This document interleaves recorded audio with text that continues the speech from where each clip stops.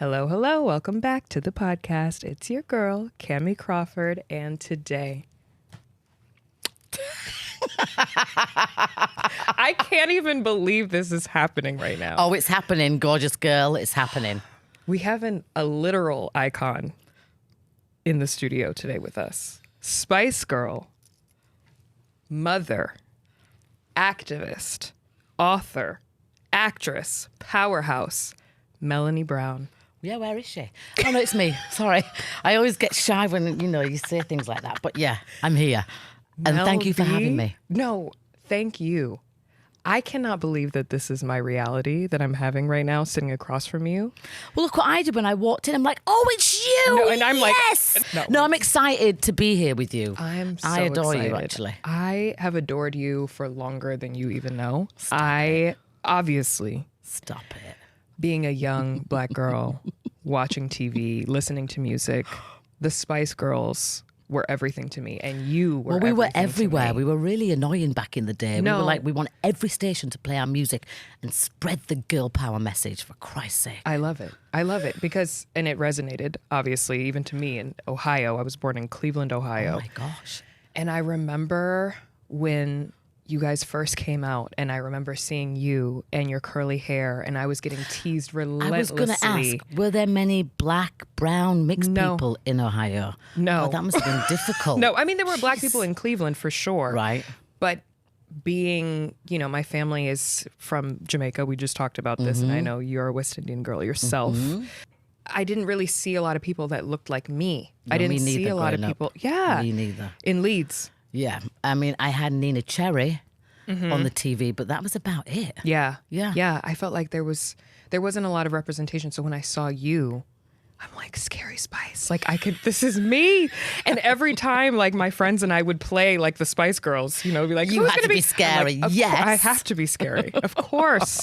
But I have to just start this off with thanking you, because you truly changed my life. And I know so many other girls' lives just by existing and, like, being proud. Aw, thank you. And I've heard you say that there was a reason why you didn't want to straighten your hair or no. have it, out of your face. You always my had hair's it out. my hair. I was like, why would I want to hide that?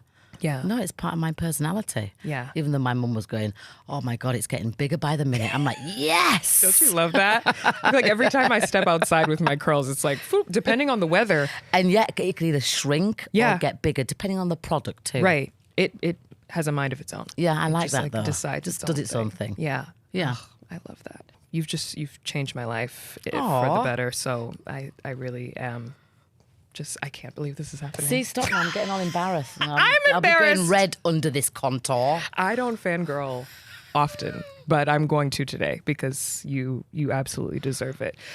So obviously, I told you, I have read Brutally Honest from cover to cover. Mm-hmm. And by read it, I mean I listened to the audiobook and I read along. Oh. And I learned so much about you. One, well, I'm brutally honest. Oh, right, exactly. One, that you're a Gemini. Yeah. Which I don't know how I didn't see that before. Yeah. I'm I a am. Scorpio. Oh. How do you feel? I should have asked, how do you feel about, like, They've got a what's bit of a your sting in their least tail. favorite sign? No, Scorpios are good. Yeah. Tauruses are good. I mean, they're all good. You just take the good bits and just run with that. Well, I dated a Gemini man once that tried to ruin my life, so. You I see, don't know my about dad's a Gemini. He was the good kind. And my fiance is a Gemini. Oh. The good kind. Wow. My best friend my best friend Louise Gannon, who wrote the book with me, she's a Gemini.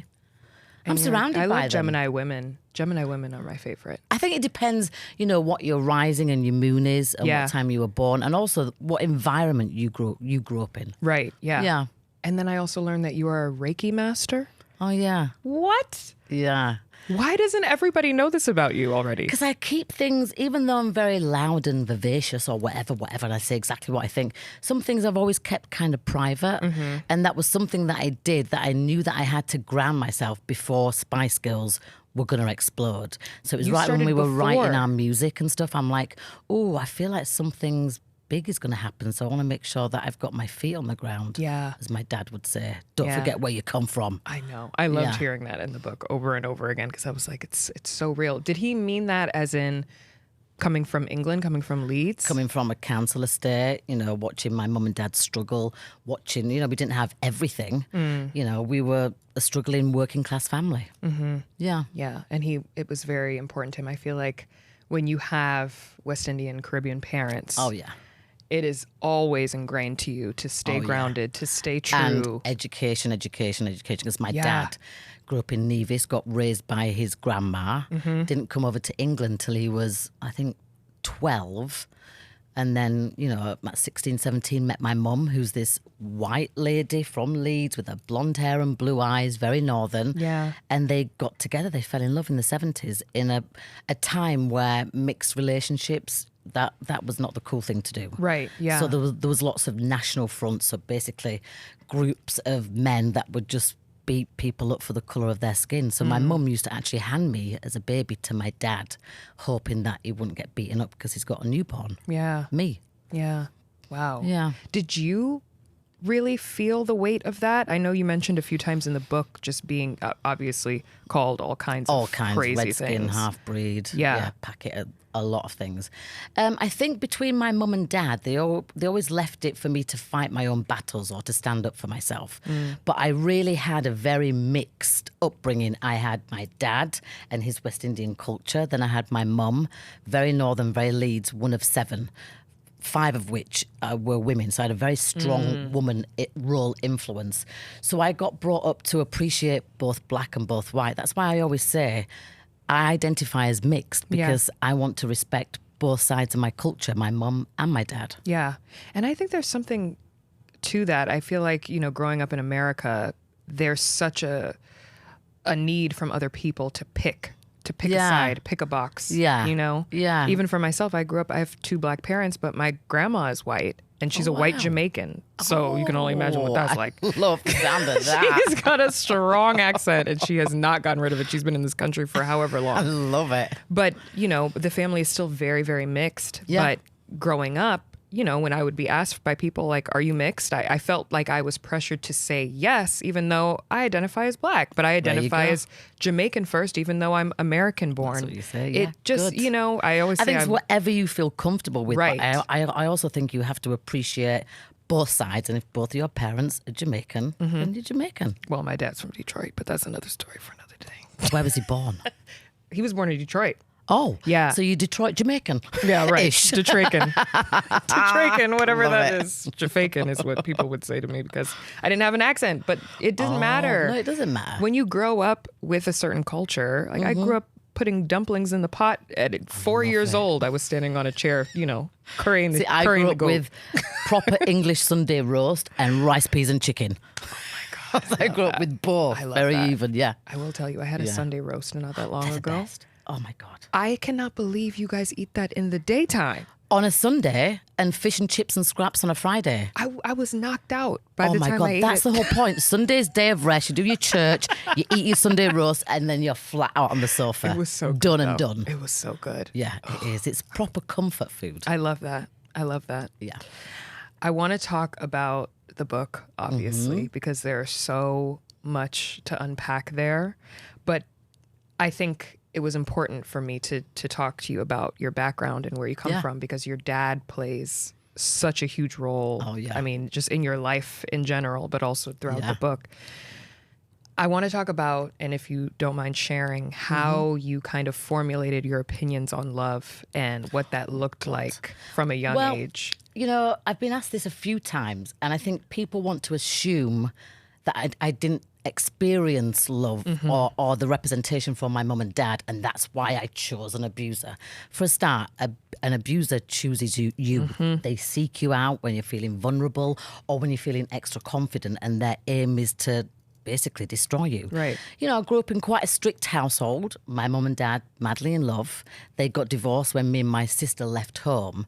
So I could feel that there was something going on, but it was never that bad. And even before my dad passed, my mum would always take him a Sunday dinner on a Sunday. So they always remained friends. Yeah. And even at my dad's funeral, which my mum tells me about and tells everybody, because my dad was, a very good-looking black man. There was about 10 plus women going, no, he loved me, no, he loved me, no, At he the loved funeral? me. Yes. Lord have mercy. That's a But the only Caribbean woman he funeral for you. loved was my mother. I tell you that. I tell you that. Yeah. You could feel that even until the end, Yeah. you know, listening along, reading along. I could feel, because she was there the whole time. Yeah. And they would talk all the time about Yeah. you. And I can only imagine the conversations that happened, you know, throughout that entire period. I also think my dad was quite shocked that I wanted to go into the entertainment world properly, because that's not a real job in my dad's eyes. Yeah. It's like education, education. And growing up, if I didn't get a good score or result in any of my tests at school, then my punishment was, well, you're not going to go to dance class. And that would devastate me. You're not going to do acting class. I'd be like, no, I will do well in my English, even if I have to cheat. Because school was not for me. I had, now I'm diagnosed with ADHD and dyslexia, dyspraxia, a bunch of other things. You know, school to me was hard and trying to conform. But then my dad was very much a sergeant major. You know, he did the same job day in, day out since he was 19. And one week he would do mornings, one week he would do afternoons, the next week he'd do nights. And he would ride his bicycle to work, which was 25 miles plus, no matter what the weather. So he had discipline in him, and he put that discipline on me. For example, sports day at school, you know, it's meant to be a bit of fun. Oh, no. My dad would take me training around the local field, and he'd go, no, what, you need to go faster. So he installed me that hunger to succeed. And, you know, that happened throughout my career. I leaned on that. Yeah. Ugh, I'd love that for you and hate that for you as a kid. I'm sure you were like, can I just... Like, Dad, I won the egg and spoon race. That's my girl. Oh, I love that. But it seemed to me from hearing your story that you were daddy's girl. Oh, completely. Yeah, through and through. 100%. So I think that to assume that you didn't have love from your dad would be a false assumption. Well, I think people like to pigeonhole, or they like to kind of, especially when it comes to abuse, like there's no rhyme or reason, so let's make a reason. Yeah. Because you like strict, strong men. No, my dad was never an abuser. He showered me with love and confidence. An abuser is just an evil person. Right. An abuser, that is their number one job. You know, I say, you're good at your job, I'm really good at my job. An abuser has to be good at their job because that's their only job.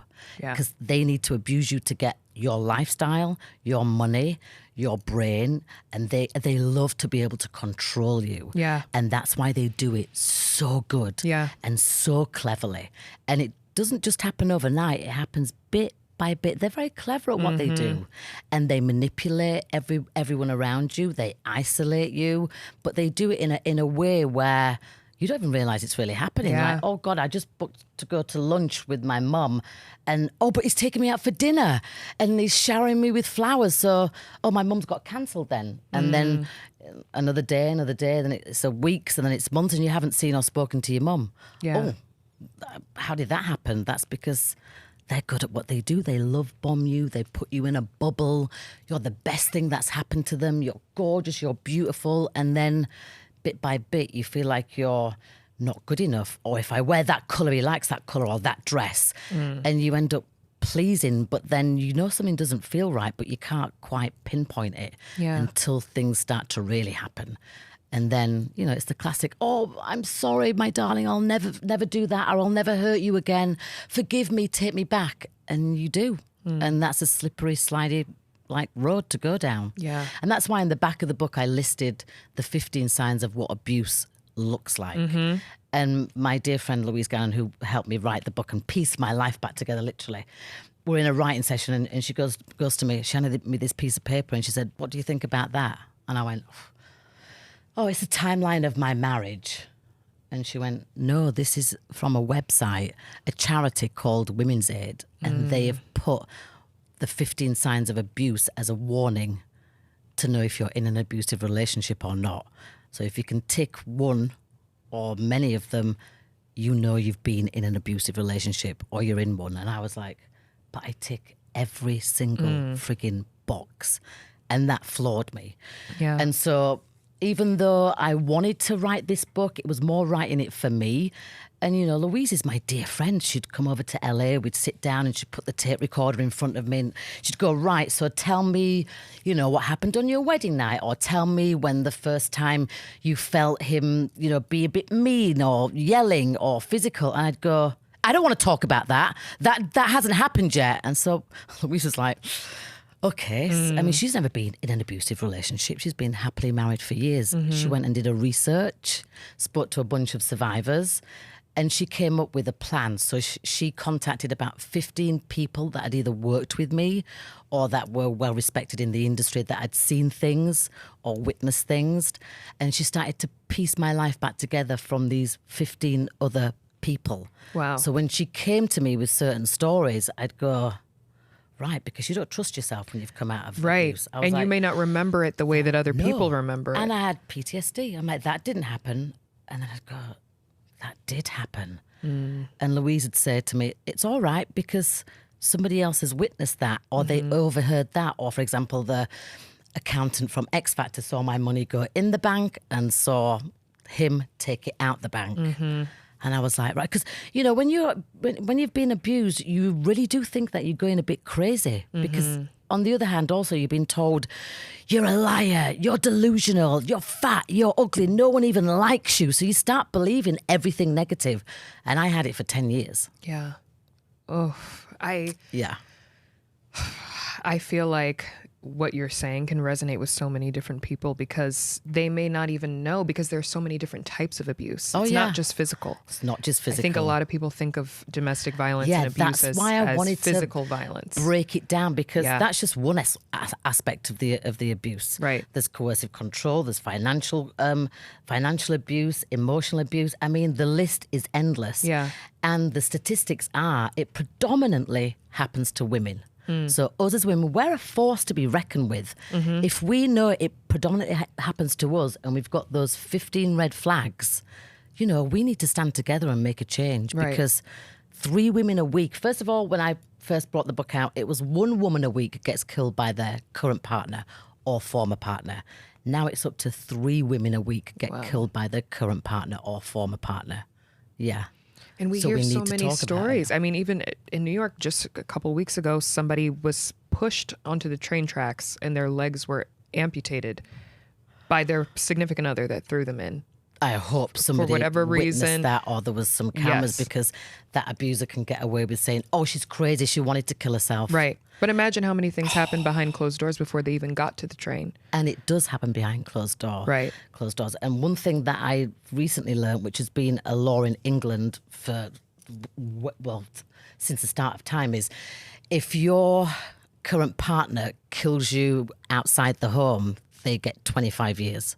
If they kill you inside your home, they only get 15 years. And what is the decrease? What is the decrease for? And think about it. Abuse usually happens behind closed doors, where nobody can see it. Right. And if you're being abused, you're too embarrassed to go to the doctor. You're too embarrassed to tell anybody. The shame, the guilt. Oh my God! And my kids were upstairs, or maybe my kids heard it. You are riddled with shame and guilt, so you're not going to tell anybody. Yeah. And maybe at that point you've been completely cut off from your friends and family. So who've you got? Your abuser right there. Yeah. He makes sure that he's the only one that you can eventually turn to. Yeah. And by that point, you're already living on flight or fight, trying to get through the day. Right. You know, for most women, I know this for a fact because I was in this situation. My work was my savior, because at work, he couldn't get to me. You know, I'm there filming America's Got Talent, this, that, and the other. And then we'd finish filming and I'd be like, we're just going to go to the dressing room. I didn't want to go home. Yeah. Because at home, I knew I was going to be walking into absolute chaos. But that's what struck me when I was reading the book, of how many times, how much chaos was happening in your world, but then you would just snap into it. And it was like when you were in that workspace, when you're on camera. That was my safe place. Yeah. And I just recently did a whole talk with Netflix and Spotify and Airbnb. And I said, it's so important for your HR to go on a course with Women's Aid and get educated so that you can spot the signs, because the workplace, you feel safe. Mm-hmm. You know, so if you see a woman a little bit on edge or it's getting close to, you know, end of work day, you can spot it and give them that safe space. And luckily they've embedded it into their HR, into their working environment, which I'm so pleased about. Do you think that had someone on America's Got Talent or on X Factor said something to you, had someone approached you? I think with the right training, somebody could have helped me out of that situation a lot earlier. But don't forget, I wasn't ready to tell anybody. I wasn't ready to tell anybody that I was working closely with. No way. Would they believe me? Right. No, because I had that drilled into my head also. And if you tell anyone, no one's going to believe you. So it's like they've got you. And they've got you by the balls, everything. Right. If you want to leave, you haven't got access mainly to your credit cards, your keys, because you left your keys down at the nail salon. You know for a fact you didn't, but they've managed to then put the keys there. So then you question, well, I know I didn't leave them at the salon. Have they got to the salon? Oh, it must be me. Yeah. You don't think for a second the person that I love, that I've married, is playing like mind tricks on me like that. Right. Just so simple and obvious to realize it. Yeah. But at the time you think, well, yeah, maybe I am going crazy. You know what? You're right. I can't trust myself. Take the car keys, take my credit card because I can't be trusted. And then it just snowballs. Yeah, it's psychological bit by warfare. bit. Yeah. I don't know if you even know this, Mel. Do you know that we have met once before? Really? Once. It was Go on. very, very casual. I don't know if Was you I mind me with sharing the it. monster? You were. Oh. We I blocked had, out a lot of things. I don't blame that you. has I don't happened blame you. with him. I blocked him out as well. But we had a mutual friend, and we were out at like the Mondrian Hotel. We were just sitting there, having a drink. And I remember, I knew that he was not. You know how many people person? have said that to me? I knew he wasn't a normal person, but I didn't know the extent. I didn't know the extent. You just at know all. he's off. I just knew that he was a mutual friend of one of my friends. And we were having drinks, and I remember him saying, like, my wife's going to come have a drink with us. And I'm thinking, like, oh my God. And was I It's moody Mel as B. hell? Because he probably forced me. You know what? You weren't moody. You were quiet. But I figured, I was like, she probably had she's fucking scary spice. Like, she's probably had a whole day of like amazing work and things. I was his trophy wife to get what he wanted from other people also. And I had no idea. I wouldn't have known. Why would you? And I would have hidden it. Well, I wasn't going to tell anybody about that. I just remember you sitting down and you said, hi, hello. And you were very, lovely. But it was very, like, I don't know if you said anything else the whole time that we I were probably there. wouldn't have done because I would have been too scared to show, I don't know, my bubbly personality because you're too this, you're too that. Stop being like that. Nobody likes it when you're like that. And I'm like, well, I'm actually hired to be me. Yeah. And at work, I know I'm great at what I do. But then, you know, your whole everything gets slowly destroyed bit by bit. And it doesn't happen all at once. It doesn't happen overnight. And it's not like you wake up and go, right, I'm going to find a really great abusive relationship. No, they find you. Right. And if I think back on the times that I'd bump into him, like, he almost knew where I was going to be before I knew where I was going to be. Well, when I was reading and I heard about, obviously you were in a very vulnerable state when you met him. Just had my baby with Eddie Murphy and all that whole thing came up. Yeah. That story, honestly, that story of you and Eddie's relationship.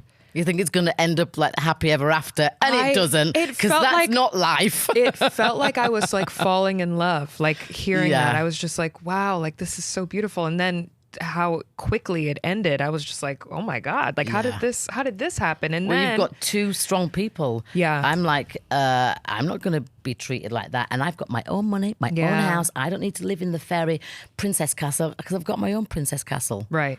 We can share a princess castle together. Right. Yeah. Right.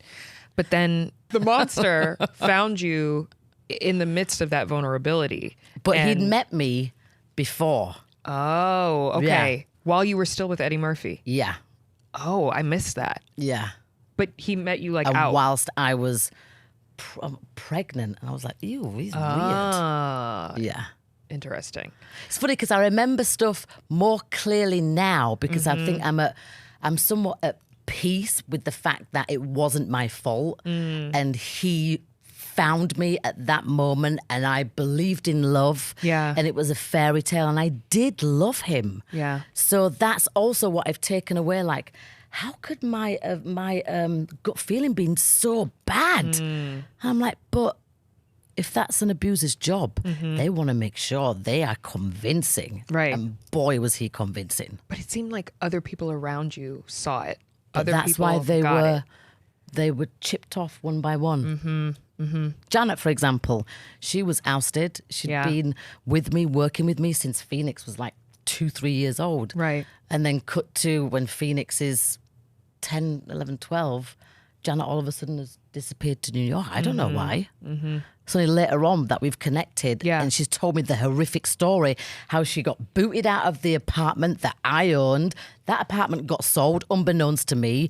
She got told one thing, I got told another thing by the abuser, and then later on we end up catching up, and it's like, we're both like, I'm so sorry. No, I'm sorry. No, I'm sorry. No. And it's all because of him. Yeah. And he did it so good with my friends, with my family. So when, in 2019, when I moved back to Leeds, I was on tour with Spice Girls, so I'm doing Wembley Stadium, but yet I'm having to go and live with my mum in my 40s with 3 kids because I've figured out now I've been badly financially abused. I don't have the money to go and buy a house or rent a house. So, Mum, I've got to come and live with you. And it's the pandemic. So I cannot get away from my mum. But having said that, that was probably the best time for our relationship because we couldn't go anywhere. Yeah. So we had to sit in that cesspot of mess that he'd created and learn about each other and learn not only was I abused, but my mum was abused. She'd call me up and he'd yell. I never knew she'd even called. Yeah. And then I was told, see, your mum doesn't give a F about you. It's all about your sister. And plus, your dad's dying. Yeah, right. My dad did die of cancer eventually. He thought that was a lie? Yeah. Because my dad would then get treatment, recover, and then he'd be fit and healthy back to work again. So they manipulate every kind of situation. Right. And, you're exhausted at this point. Right. You're already trying to cover stuff up at work and make sure people don't see, trying to take the kids to school and make sure nobody else knows. So you're living on pins and needles. It's the isolation. The isolation. And I think so many people would look at you and be like, how does this happen? Because it can happen her? to anyone. And abusers make sure it happens to anyone. From the richest, baddest bitch to the person that has just lost their husband, but now they're a millionaire. Right. That abuser's going to find you, girl. Yeah. So be warned, read those 15 signs. Right. And that's why I don't mind speaking out about it. When I first went to publish this book, I thought it was going to end my career because nobody was talking about abuse. I went to sell the book. Nobody would publish it. I had to beg publishers.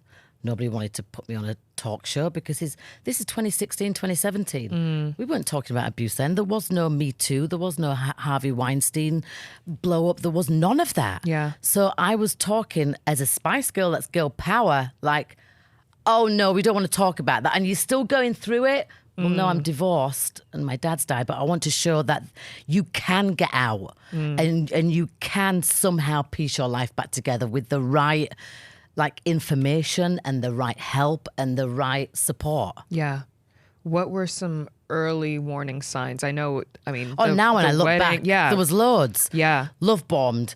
The wedding married after 2 straight months. away. And it was just crazy. Yeah.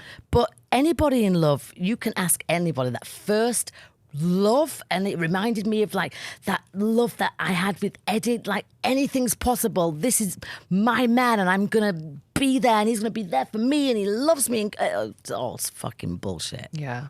Yeah. And like I said, an abuser, that is their job. Usually abusers don't really have that much of an income, or they end up not having that much income because you're their ticket to a great lifestyle, right, and you're going to work. Right. And if you work that much, you're not going to really realize what's going on around you. And he ended up being your manager after a while. And that was a shock because everyone was saying it. I'd do like a job in Australia. It'd be like, oh, so your manager signed this off on the contract. I'm like, I don't have a manager. I have an agent in LA. And that was done very subtly also. There was never a conversation, I'm going to manage you, because I would have gone, hell no, you're banned from my work set. Right. There were so many situations that happened in the book that obviously broke my heart for you and also kind of mended it back together. One of the things that really struck me was your relationship with your oldest daughter, who has a whole section in the book, and on the audiobook she speaks her own story. She was so happy that I was writing it, more so because she could see that I was finally getting to grips and Louise was piecing all this together. And I had to not only admit it to myself, but I had to thank the people that remembered this and that and the other, because these are, very well-known people in the industry that were giving me information or giving Louise information. Yeah. So, if I was to go to a courtroom, I have got 15 people behind me that are eyewitnesses. Yeah. So I couldn't deny it. Right. But I was also thankful. But I'm like, God, they saw that, and I didn't think they saw that. Yeah. And she saw a lot. And Phoenix especially, so that was what I was getting to.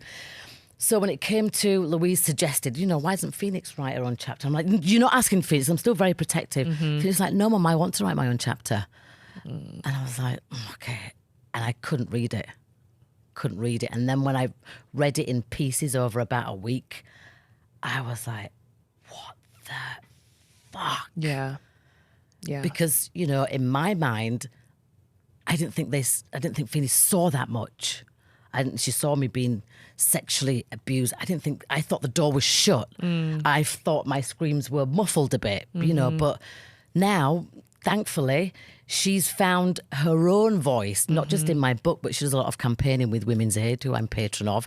And she goes into schools and she educates kids from 5 years up to high school and college as to what a healthy relationship looks like. Right. And she also did a campaign with Women's Aid, designed a T-shirt saying it's not your fault. Because I think, and I love that she's doing that with younger people too, because I think that we have it in our minds that only married people, older adults. Or adults that are either on a counsellor estate with no money and drug addict or a high-powered person that will never tell. It's like abuse doesn't have a gender necessarily. It doesn't have an age. It doesn't have a colour. Yeah. It doesn't have income. A size. Yeah. No, well, income's very important for the abuser. Because they have to be able to latch on. And they have to be able to control you and your money. Right. Yeah. Because it's a pylon. Because I work with so many survivors now. Thank God I've got a plethora of warriors behind me going, carry on, speak the truth, because my story is exactly their story. Yeah. Even though we've come from different relationships, the core of the abuse all happens very slowly. Then the isolation very slowly. So we all have exactly the same story. And this is my thing. If we already know these signs and we can already spot them, surely we're one step ahead. And if 3 women a week are getting killed by their partner or former partner, we have the upper hand. So let's educate ourselves, let's educate our kids, the next generation, and let's tackle the justice system, because, kids are also dying in family courts because the judge puts them with the abuser, going, well, you didn't succeed on that domestic violence charge because you had no evidence. What evidence more can I have? I don't have anything from the doctors. Do you think an abuser is going to let you go to the doctor? Yeah. Do you think if you call the police and the police show up, the abuser is going to make sure it's twisted and you're going to be the one going to jail? Right. There was the part in the book about the suicide attempt, which was your second one that I learned about. And well, my first one was when I was very young. Right. Exactly. Yeah. But the one that happened when you were married to him, I was physically sick hearing about how he was trying to keep you from going to the hospital, or didn't really care if you did or I didn't. heard the ambulance, but I was going in and out of consciousness. And as soon as I'd taken the pills, I was like, actually, no, I want to live. I wrote my note saying, for my mum to take care of my kids, because in my mind, as long as I'm gone, as long as my kids are with my mum, then we're all safe. But then that light bulb moment comes on and you're like, damn, I've still got work to do, and I want to make sure my kids are okay. And he locked the bathroom door and left me to die, basically, and didn't let me get to the ambulance, which when the next day happened, luckily, my hair and makeup took me to the hospital. I got my stomach pumped. I made a police report. I was about to full on charge him with domestic violence, kidnapping one of my kids, everything. But you know what happened? I wasn't going to have my kids taken off me, and that's what he was threatening. So just like every other woman in that situation, I went back and I pretended that everything was okay. Nothing like that happened. How many times did you go back? About 6 or 7 times. And that statistically, I've heard that. I'm the classic. Yeah, It's classic. 7 times is. But I actually thought it was more than that. I thought it was like 12 times. No, because I don't think that many times. Then no. You may not No, survive. you wouldn't may not survive. survive it. Yeah, the 7th time. And for me, such a sad, horrendous situation had to happen for me to have the courage to leave, because I don't think. I mean, I couldn't do it by myself. I tried, but I went back. It was only my father on his deathbed, dying of cancer, and there was no way he was going to bounce back this time. He'd been battling it on and off for 7, 8, 9 years. And, you know, they always say, like when they're in palliative care, the nurse said to me, he's probably going to pass when you're either out the room grabbing coffee or in the toilet. And I was like, why? And she goes, because they don't want you to witness that. So it's better for them to go, you know, when you're not there, so you don't have to see it. So me and my sister would go out the room. We'd come back in and go, Dad, you know, it's all right, you can go. Then we'd go out the room, come back. I was like, my dad's not going anywhere. There's something going on here. So when I finally said to him, Dad, if you pass, you know, it's okay, because I promise you I'll go back to LA and I'll divorce that monster. And he literally looked at me and took his last breath. So I was like, right, I've promised him that I'm going to do that. And one thing you don't do to my dad is follow through on a promise or not eat your vegetables or not forget where you come from. So I'm like, I have to do it. But that gave me the strength. I don't know if it wasn't for that horrendous situation, would I have had the strength? Would I be sitting here? I don't know. Well, I'm glad that you did. Yeah. Because now you're able to help so many people who are going through the exact same thing. And Yeah. I think, you know, like we said, so many people just think that physical abuse is the only form of abuse. No. But the Actually, emotional... one of the worst forms of abuse for me, and I can speak on behalf of many survivors too, is the emotional abuse, because you've got that horrible voice in your head saying you're not good enough, you're shit, you're ugly, you're fat, who's going to want you, no one listens to you, you're this. And so you have that. And as women, we have a bit of negativity anyway. Yeah, right. You know, Right, I need to do better, or I'm not a good enough parent. So when that's being drummed into you every day for 10 years, that voice is really hard to quieten, because you're already, you know, anybody that's been abused, it's trauma. And that trauma will have to live with me, with any survivor, for the rest of your life. It's just how much you can, like, make that trauma voice a little bit quiet and have some tools to know that that's PTSD, or know when the door slams, you're not back in that room with the abuser. That's just a horrible memory. Right. So you have to really be kind to yourself and really get the right support. And, you know, if I was an alcoholic, I could go to AA right now. I could go to Analol and get my family and friends to go and get support. With abuse, this is an epidemic, and we don't have, like, infrastructured support yet. Yeah. It's getting better. You know, for example, my charity Women's Aid, they have a hotline you can call anonymously. They can get you from A to B safely without you having to pay money. So you can just up and leave that house with your kids, and they'll make sure that you get to a refuge or a safe house safely. I feel like that's so important, because of the isolation. I know women in my own life that have been abused, and they really do pick off your people, like, one by one, so that by the time you're out of it, you mentioned in the book, like, by the time I was free, I wanted to pop champagne, but I didn't know who to call. Yeah. And then my mum, because we were living together in the pandemic, you know, she'd see me I'd be staring out the window, because my mum's back garden is full of cows and sheep, because Leeds, countryside. And I would just be staring, and she'd go, but you're all right now, you've left him. And I'd be looking at her going, I'm not all right, because I don't know who I am anymore. I thought I knew who I was before I met him, but now I'm unconfident. I don't know what to wear, because it got to a point where he would tell me what to wear, or don't be too loud, or don't say that. So I don't know if I'm okay. So it's literally, you have to that journey when you leave abuse, you have to, it's literally you're starting from scratch. Yeah. It's like a baby learning how to walk again and learning how to trust yourself, because if you don't trust yourself, you don't trust anybody else. But how can you trust yourself? Because I trusted myself with falling in love with an abuser, which, by the way, factual, he's already been, he's already got a criminal record for domestic abuse from a prior relationship to me. And you And didn't I didn't find really that out. know that out Yeah. until towards the end. And then when I brought it up, it was, my ex is crazy. You know how women are. And Every I'm sure he's time saying they that say about that, me of course. to his next relationship. Of course. Every time they say And she's crazy. I believed him, because Yeah. why would I not believe him? I was still holding on to that hope of, I can change him. He's apologized. It'll be all right. Yeah. Wow.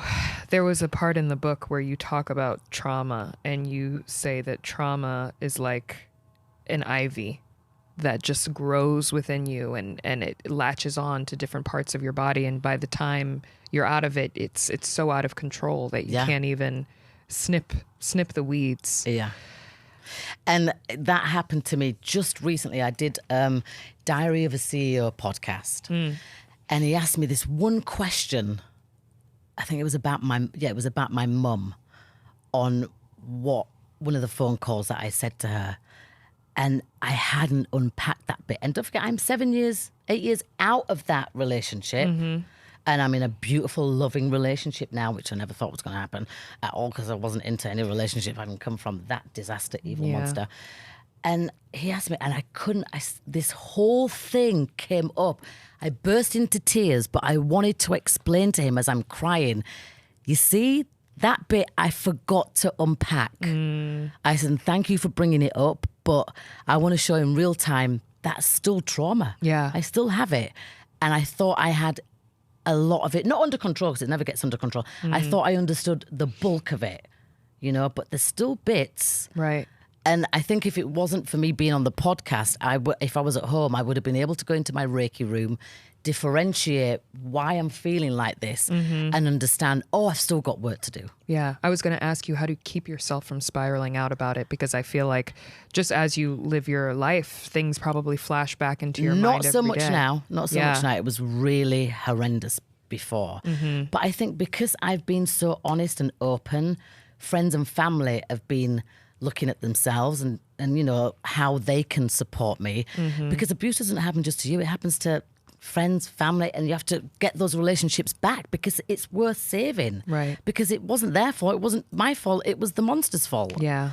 And if we're dealing with a predominantly a woman's problem, because it only really happens to women, of course it happens to men too, and same-sex relationships, yada, yada, yada.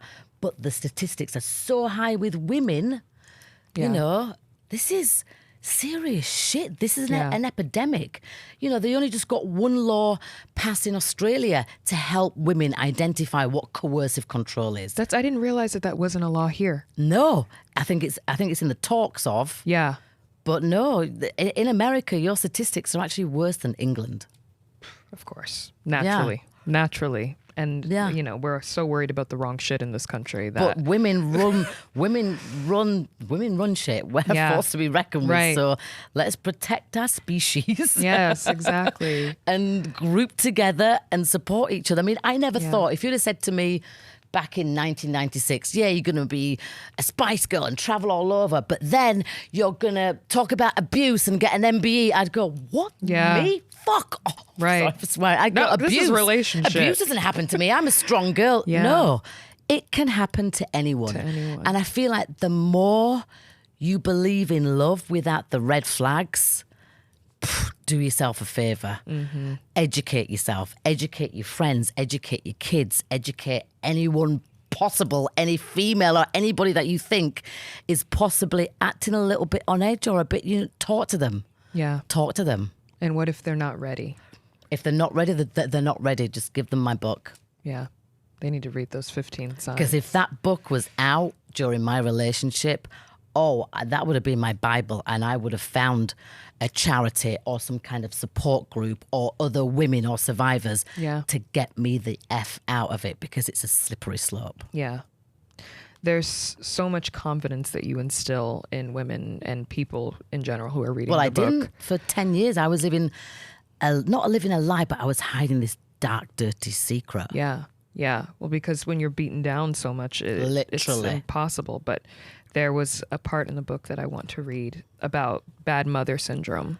Yeah, which, you know what? An abuser will say this to any parent because as mums, we always have mum guilt because Right. you've either worked too hard or you didn't make it to that play that your kid did because you had to work overtime or you had to go and do the shopping.